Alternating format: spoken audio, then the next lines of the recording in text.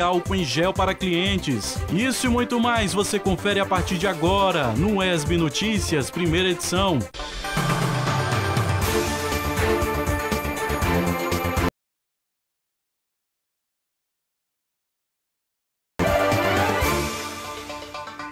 Sejam todos bem-vindos ao WESB Notícias, primeira edição. A partir de agora, jornalismo local e de proximidade para você. Hoje é o Dia Mundial do Câncer e o WESB Notícias vai mostrar uma inovação tecnológica que está revolucionando o tratamento da doença.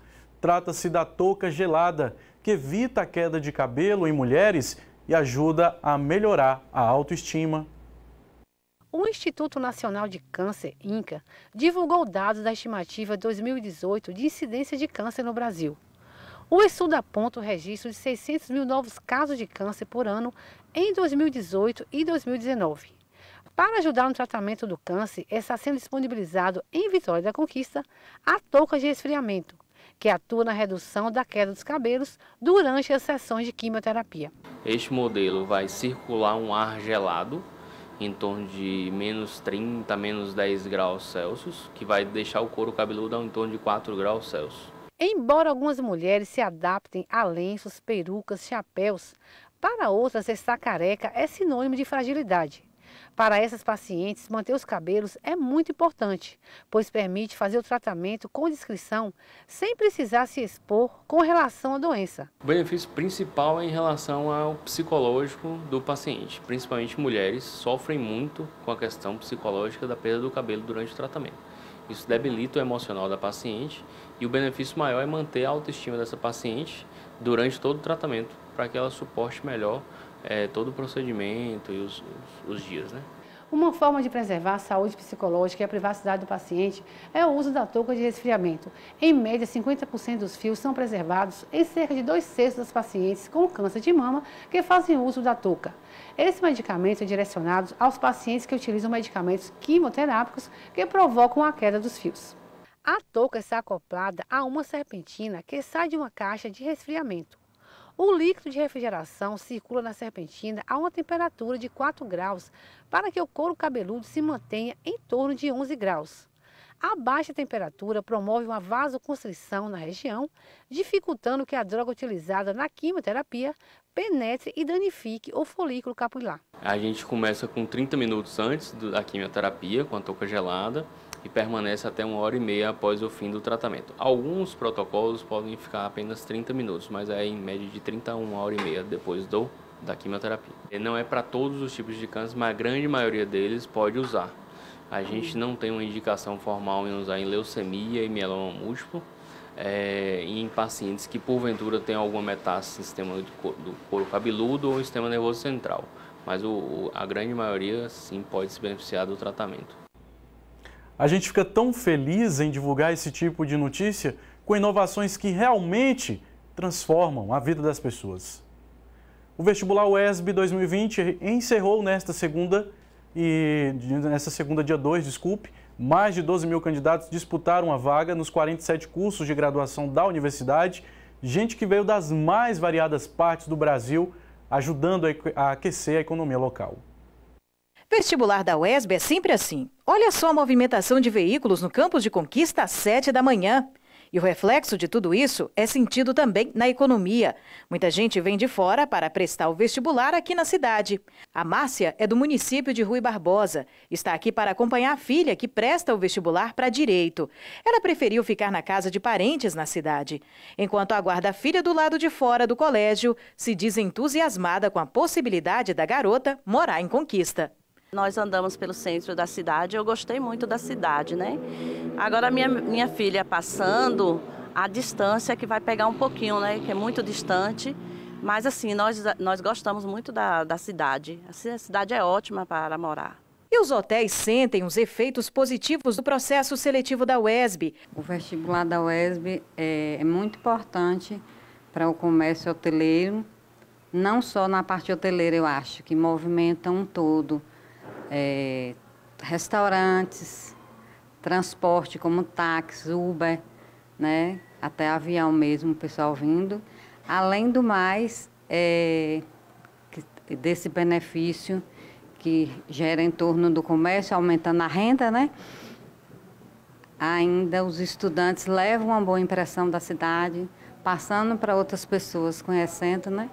Então é muito importante. Mas também existem aqueles que preferem o aconchego de um lar tranquilo. Essas duas mulheres são de Guanambi.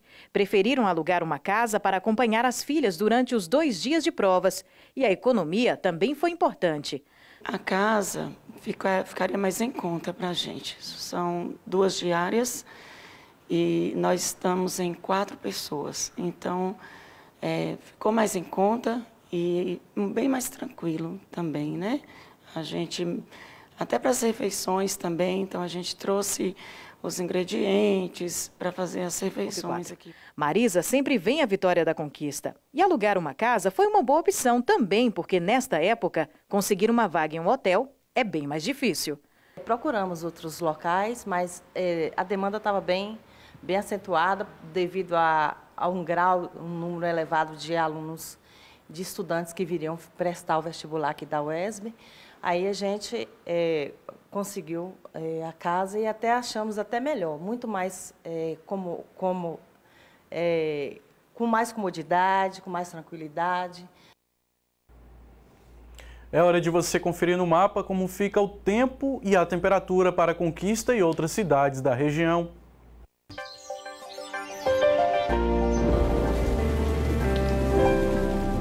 Sol com algumas nuvens em Vitória da Conquista, não deve chover.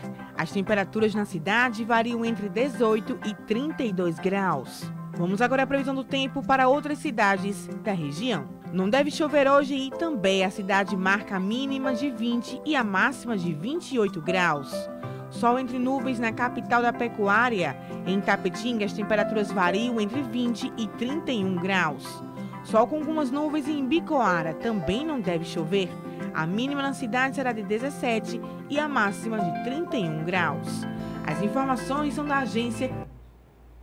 Relógio na tela da sua TV UESB, agora 11 horas e 53 minutos. No próximo bloco, vamos falar sobre agricultura familiar. Fique com a gente.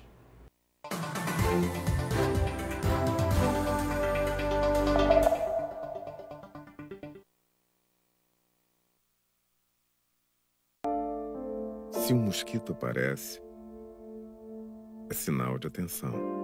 Ele pode marcar mais que a sua pele ou seu corpo. Um simples mosquito pode marcar uma vida e um simples gesto pode salvar. Elimine os criadores do mosquito transmissor da dengue, zika e chikungunya. Proteja a vida. Governo Federal. Baiana, baiano, índio branco, mestiço negro, com ginga, com graça, na raça, que acorda, trabalha, de nascença, de coração, de exatas, de humanas, na praia, montanha, com sol e chuva do gueto, da pista, com fé, que pede e agradece. As mina, os mano, as mona, diverso. Aqui é Bahia, aqui é respeito.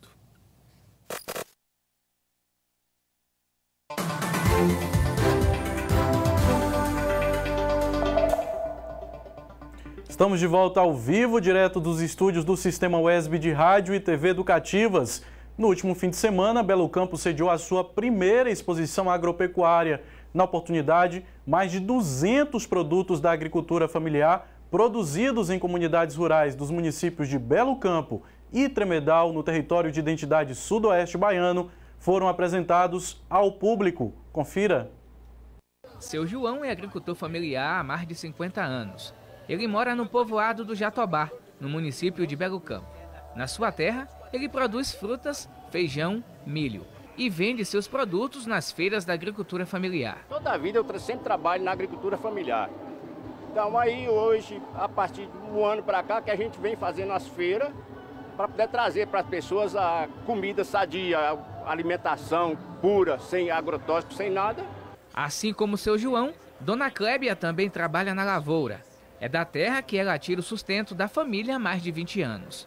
Comecei plantando um pouquinho de alface, coentro, vendendo na rua. Aí comprei um pedacinho de terra e comecei a produzir o meu sustento dos meus filhos. Sou mãe e pai dos filhos, né? E daqui a gente tira a nossa produção, juntamente com meus 2 filhos. A agricultura de subsistência tem como principal objetivo a produção de alimentos para garantir a sobrevivência do agricultor, da sua família e da comunidade em que está inserido. Ela visa suprir as necessidades alimentares das famílias rurais.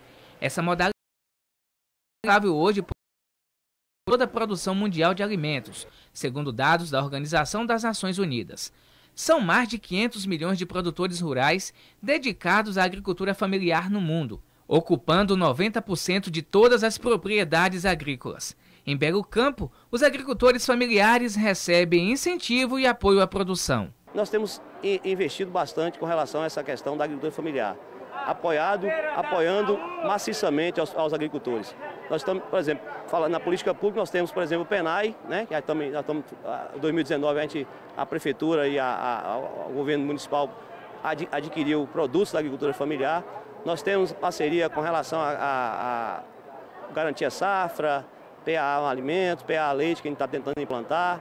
Então, a agricultura familiar aqui no município tem desenvolvido bastante. O município conta com a Central das Associações de Agricultores Familiares, que reúne 14 entidades. A Central é responsável por articular e garantir direitos. Articula os produtores, trabalha a questão jurídica da documentação das associações, a questão das feiras foi eles que articularam.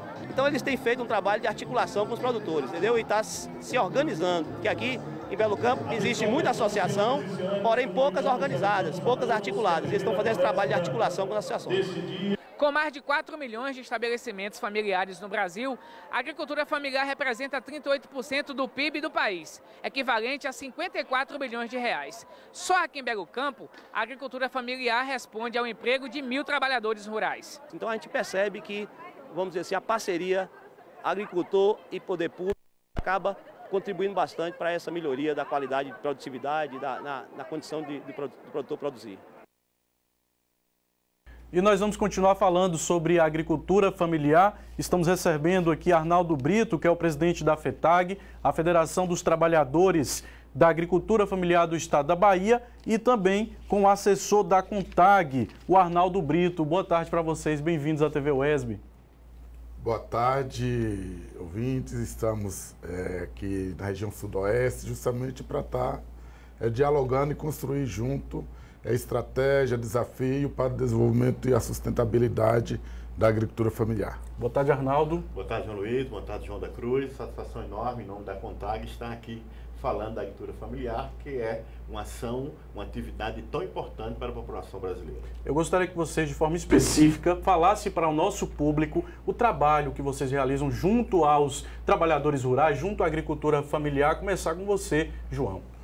Olha, sou João da Cruz, atualmente presidente da FETAG.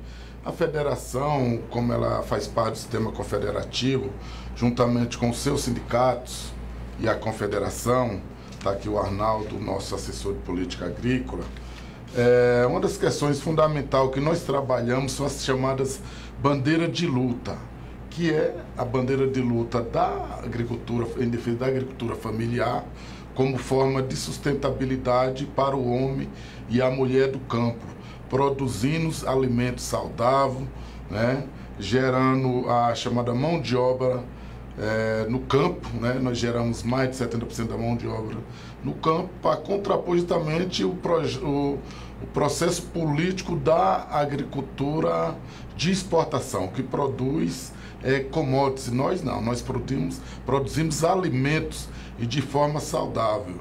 E temos também a bandeira de luta das mulheres, em defesa das mulheres, como forma de inclusão nas cadeias produtivas, dentro dos processos, como empoderamento da mulher nas suas atividades, na questão política, nas organizações, a questão da juventude também como forma de sucessão rural, para tirar aquela velha história que dizer que a agricultura e que a zona rural é uma coisa do atraso. Não é.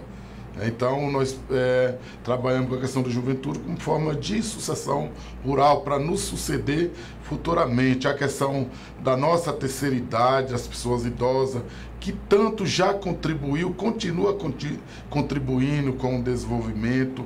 A questão da Previdência Social na área rural, que hoje é um dos maiores programas oficial do governo que gera recurso dentro dos pequenos municípios. É de conhecimento de todos e de todas que dos 5.567 municípios no Brasil, mais de 70% dos municípios brasileiros, quem tem a maior receita é oriundo da aposentadoria da área rural. Então nós trabalhamos com a política das mulheres, da juventude, a questão do meio ambiente como forma, né, de trazer alimento saudável, respeitando os chamados impactos ambientais e assim por diante. Arnaldo, economicamente, qual o impacto da agricultura familiar na economia brasileira? A agricultura familiar é responsável por 70% de todo o alimento que vai para a mesa da população. Então ela gera renda no município, ela gera renda no estado e no país. Percebam que se esse alimento não for para a mesa da população, a gente fica numa situação muito delicada.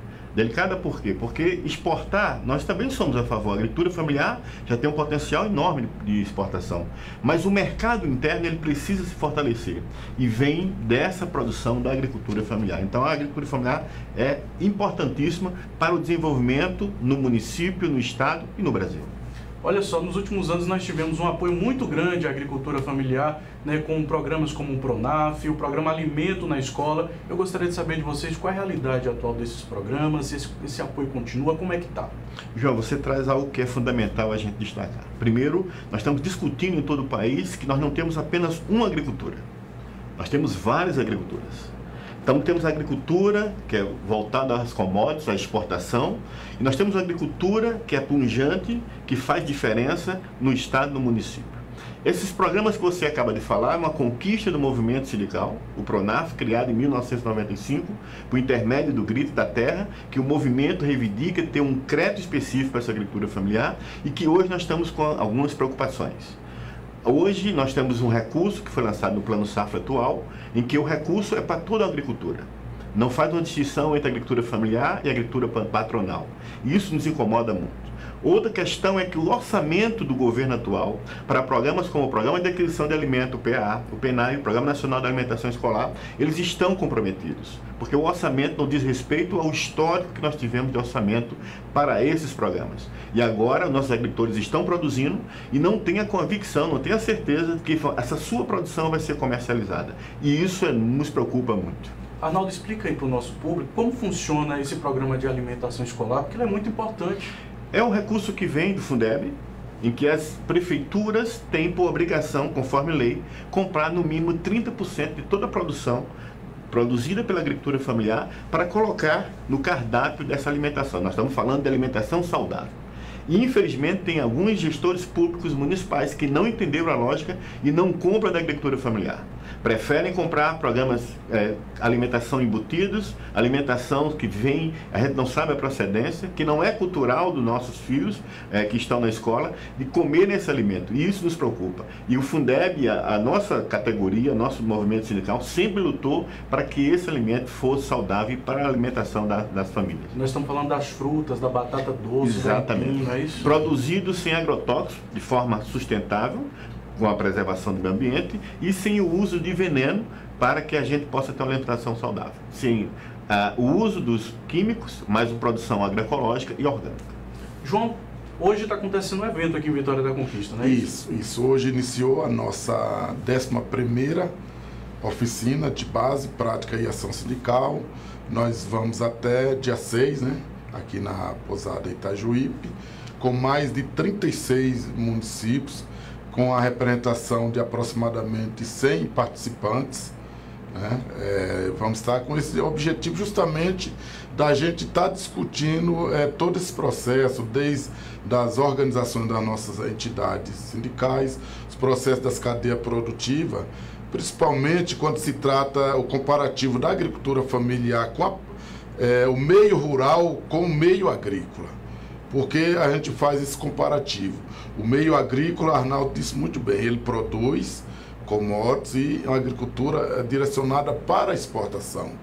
O meio rural, que é o que nós defendemos como forma do projeto nosso Alternativo de Desenvolvimento Rural Sustentável e Solidário, ele é abrangente, ele discute as questões de políticas públicas e inclusão social, exemplo, do PRONAF, do PENAI, do PAA, do PNHR, o PRONAF, que ele alavanca todas as políticas públicas oriundas dentro dele, dentro da Lei 11.326, que é de junho de 2006, e a gente também discute também a questão da infraestrutura das nossas unidades produtivas, desde da estrutura das estradas vicinais, como forma de facilitar o escoamento da produção das nossas cadeias produtivas dentro da agricultura familiar, a questão da saúde, da educação, da moradia.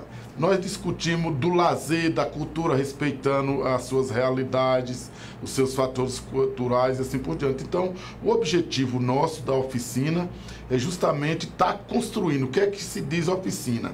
É para consertar. Então, nós vamos construir junto, apresentar o diagnóstico dos municípios aqui da região do Sudoeste. Vamos apresentar os dados socioeconômicos também dos nossos municípios aqui da região Sudoeste, para que junto a gente possa estar construindo toda essa metodologia de como nós vamos nos organizar ainda mais. Isso não significa dizer que nós não estamos organizados. Nós precisamos ainda atualizar mais, porque dentro dessa nova conjuntura a gente precisa estar atento a todas as questões, discutir a saúde, a moradia, a questão da infraestrutura local, da logística, da educação, das estradas, as questões da segurança no campo, que a violência cresceu muito no campo, a questão dos nossos aposentados, pensionistas, a questão das políticas voltadas e direcionadas para as mulheres, principalmente as mulheres da área rural, elas precisam ter um atendimento. Então o evento começa hoje, vai até o dia 6. Diferenciado, a juventude e assim por diante. Começa hoje e vai até o dia 6. Se vocês ficam à disposição, começa hoje e vai até o dia 6.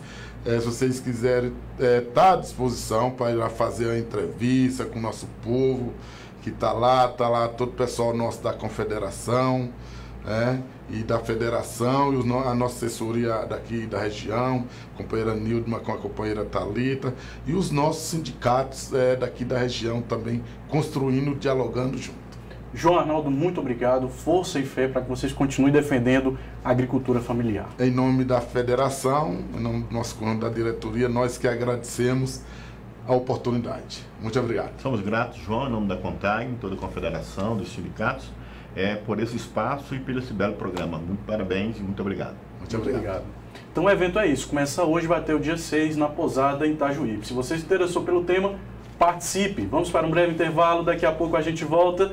Fique com a gente.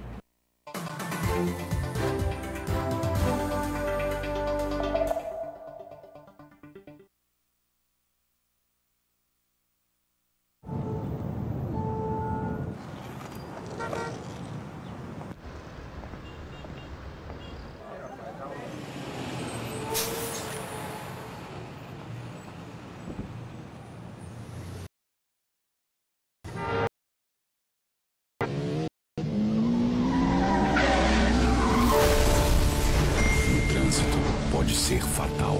Nunca use o celular enquanto dirige. Ela se expõe demais. O chefe deve estar pegando ela. Ele bateu, mas ela provocou. Ela só pode estar de TPM.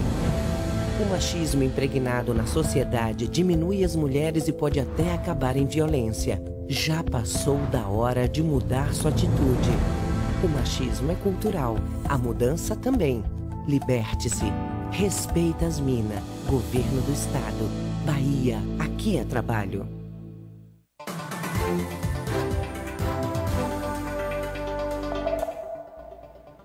Estamos de volta com o ESB Notícias, primeira edição. Diante do atual cenário epidemiológico internacional, marcado pela emergência de novas cepas de vírus respiratórios, a exemplo aí do coronavírus, bem como a elevação do número de casos de sarampo e de outras infecções virais como H1N1, H3N2 e influenza B no Brasil, estabelecimentos comerciais aqui da Bahia serão multados e poderão ser fechados caso não disponibilizem aos clientes álcool em gel. O secretário estadual de Saúde da Bahia, Fábio Vilas Boas, assinou na última quinta-feira, dia 30 de janeiro, uma nota conjunta entre a Secretaria da Saúde da Bahia, CESAB, o Conselho Estadual dos Secretários Municipais de Saúde da Bahia e a Secretaria Municipal de Saúde de Salvador, reforçando a existência de uma lei que obriga a disponibilização de álcool gel em todos os estabelecimentos comerciais do Estado. Essa lei 13.706 de 2017, que estabelece que esses estabelecimentos comerciais que prestam serviços à comunidade tenham dispositivos que contenham álcool gel para dispensação. Isso é fundamental, justamente por conta que o álcool 70, que é o álcool gel adequado para esse tipo de dispositivo, ele tem uma ação bactericida, ele elimina os germes e nem sempre a pessoa naquele momento terá a oportunidade de efetuar a higienização das mãos com água e sabão. Ela acabará tendo partículas de sujeiras nas mãos. Então o álcool 70 irá remover todos os germes que contém ali nas mãos, evitando inclusive passar a contaminação de uma pessoa para outra, que é assim que se dá a contaminação de muitos vírus. O destaque dessa nota se deve ao atual cenário epidemiológico internacional, marcado pela emergência de novas cepas de vírus respiratórios, como o coronavírus, além do aumento do número de casos de sarampo e de outras infecções virais, H1N1, H3N2, influenza B no Brasil. O álcool gel, ele tem essa característica, o álcool 70 principalmente, ele é mais eficaz do que o álcool absoluto, porque ele contém 70% álcool e 30% água. Isso permite com que facilmente o álcool entre dentro da bactéria, causando a sua morte, e não evapore com facilidade, permanecendo por mais tempo na mão. Diferente do álcool absoluto, que tem o poder bactericida também, ou seja, de eliminar a bactéria, mas que evapora facilmente, que a gente chama de ser mais volátil, né? De passar de uma fase para outra, acabar evaporando. Então, é sempre importante, caso a pessoa não consiga ter uma embalagem maior, existem hoje em dia apresentações pequenas de 100 gramas que a pessoa pode carregar consigo mesma. E isso facilitar a sua própria higienização, caso ela não consiga acesso a uma pia para fazer a desinfecção das mãos corretamente. Existe um passo a passo que deve ser seguido em relação à higienização das mãos, que existem placas indicativas de como é que deve ser feito, indicando inclusive a higienização das unhas, onde é um local onde fica carreado de bactérias, e também em relação entre os dedos. É um local também onde acumulam-se muitas bactérias. Então é preciso que esfregue entre essas regiões para eliminar o excesso de sujeiras e a probabilidade de ter o excesso de bactérias. A quantidade de equipamentos com álcool em gel a serem disponibilizadas levará em conta a área do estabelecimento, sendo um equipamento a cada 70 metros quadrados em locais de fácil acesso e visualização, inclusive com placas contendo aviso. Os estabelecimentos comerciais sujeitos a essa obrigatoriedade são aqueles classificados como varejos de alimentação, shopping center e centros comerciais, agências bancárias e postos de serviços, casas lotéricas, hotéis, supermercados e hipermercados, escolas e faculdades, igrejas e templos religiosos, clubes de serviços, padarias e delicatessen, cinemas e teatros e oficinas de serviços. O não cumprimento das disposições da presente lei sujeita o estabelecimento infrator às providências previstas na legislação sanitária vigente, que vão desde multa diária até interdição do estabelecimento, sem prejuízo de outras combinações legais. Hoje nós iremos trazer mais uma história bacana de superação, tendo conquista como cenário. Com a crise na Venezuela, o músico Douglas Marchand deixou seu país de origem para seguir a carreira de músico aqui no Brasil. Tem um ditado na Venezuela que fala assim: não tem um mal que dure 100 anos. A frase dita pelo músico Douglas Marchand é como um mantra que ele encontrou para seguir a vida longe do seu país. Eu saí da Venezuela no ano 2016. Para ninguém é um segredo, né, que na Venezuela tem uma crise econômica, cultural, social, política, né? Fomos sentindo aquele aperto economicamente, né? E isso foi o causante para eu procurar outro país, outra oportunidade. Aqui, por exemplo, no Brasil, que graças a Deus me abriu as portas e estou muito contente por isso. Mesmo no país de origem, Douglas já tinha uma relação com a música e foi graças a ela que pôde se mudar para o Brasil. Eu estou estudando música aos 11 anos. Eu comecei tocando trompete, depois passei para o violino, mediante uma seleção que a Neogivá fez. A Neogivá é uma empresa que está sediada em Salvador. Aí eu conheci Salvador, fiquei 2 semanas lá treinando, vendo como é o negócio das aulas, dessa empresa. E aí eles me mandaram para a Vitória da Conquista, para fundar o primeiro núcleo deles aqui em Vitória da Conquista. Ele precisou deixar os familiares na Venezuela, mas aqui encontrou pessoas especiais para não desistir dos sonhos. Eu trouxe meu irmão, faz já 4 meses já. Eu penso trazer meu pai também, alguns dias, como já falei, meu filho também. Uma pessoa que eu quero agradecer muito é o maestro Jomar, porque eu morei 7 meses na casa dele, ele me acolheu, então até eu melhorar economicamente. O maestro retribui o carinho e reconhece o talento, o compromisso e a paixão de Douglas pela música. Douglas tem se integrado muito bem aqui na cidade, tem participado de vários grupos, tem realizado vários trabalhos, aulas. Ele iniciou no Neogivá há uns quase 2 anos atrás. É um músico completamente apaixonado, né, pela música, por orquestra. Eu acho que 99% do tempo dele é música. O amor pela música e o desejo de ter um futuro melhor permitiu a Douglas estruturar sua vida profissional e também amorosa. É aqui, no Espaço Cultural A Toca, que ele ministra aulas de violino. O local é fruto da parceria com a sua namorada. Eu e o Douglas, a gente se conheceu, acho que já tinha uns 2 anos que ele já estava aqui no país e em Conquista, né? Que ele veio através da música.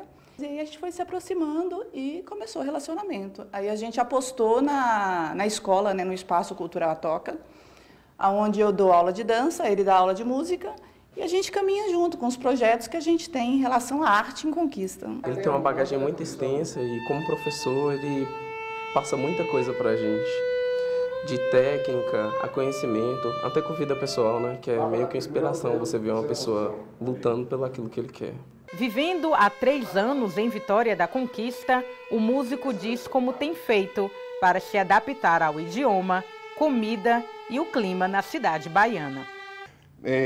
Enquanto ao idioma, para mim não foi tão difícil porque eu gosto de ler muito livros. Então comecei a pesquisar livros em português. Assistir filmes também em português me ajudou muito. O primeiro que eu provei quando cheguei em Salvador foi o acarajé, que foi fantástico, não tem na Venezuela. Então, essa foi a única comida diferente assim. Tapioca também, que não tem lá. Aqui Conquista tem todas as estações em um dia, né? Então, Caracas pareceu Conquista. Pareceu Conquista, tem assim momento de chuva, depois sai o sol. Então, assim, aqui não foi tão difícil me acostumar com o clima aqui. Não importa o lugar para viver, Douglas Marchand vive de música. A música sempre esteve presente na minha vida, sempre. Em todo momento de crise, de alegria, de tristeza, de tudo. E a música me salvou de muitas coisas. Acredito que a música, a arte, salva. Vem, amiga, visitar a terra, o lugar que você abandonou. Parabéns à Bahia, parabéns à Vitória da Conquista por receber tão bem esses filhos que deixam com saudade os seus países de origem. O ESB Notícias, primeira edição, fica por aqui. Muito obrigado pela audiência, pela companhia. A gente está de volta amanhã, às 11h45, com mais jornalismo local de proximidade. Mas lembrando que às 18 horas tem o ESB Notícias, segunda edição, com a Aline Ferraz. Abraços, boa tarde e a gente se vê.